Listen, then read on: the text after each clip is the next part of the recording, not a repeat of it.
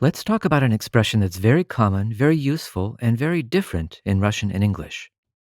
After I graduated from university, I moved to Moscow. Let's focus on just the first part, after I graduated. It's so simple in English, but how do we express it in Russian? The issue here really is, how do we use a phrase like I graduated from university with a preposition like after? Well, after is после, and you may know that it's used with the genitive. So where do we put that genitive ending? После меня won't work because that would mean after me, but we want to express after I graduated. Verbs don't take case endings, and thank heavens for that. So why not bring in this little word to, which you may have seen with the meaning that in expressions like в то время, at that time. We can put our genitive ending on to, so we get после того.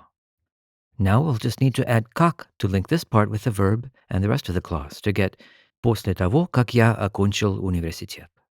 It uses more words than the English translation, but we really do need all these parts when we use после with an entire clause.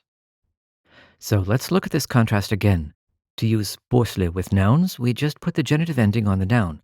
После приезда, после закрытия школы, после развода.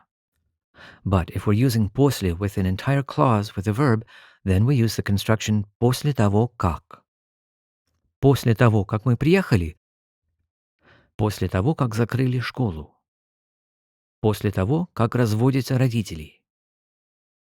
You may have noticed that these aren't really complete sentences. We could call them dependent clauses, since they depend on having a main clause to make them complete sentences, like this. После того, как мы приехали, я позвонил жене. После того, как закрыли школу, все перешли на удаленную учебу. После того, как разводятся родители, все меняется. Notice how we put a comma between the two clauses. That's also true when the main clause comes first. Я приду после того, как позвоню домой. Мы не могли уснуть после того, как смотрели сериал «Эпидемия». And sometimes you'll see a comma in between того and как, especially when there are words that emphasize or limit the action, or depending on where the speaker wants to put the logical emphasis. Она поехала домой только после того, как ей сделали прививку. Случилось это после того, как наши депутаты заговорили о законе о русском языке. These questions of punctuation can be kind of subtle. In fact, even native speakers aren't always sure when you need a comma.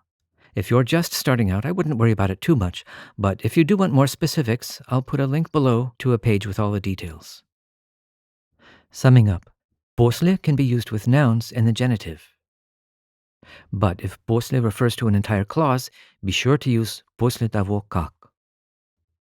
There will normally be a comma before or after the dependent clause with после того как.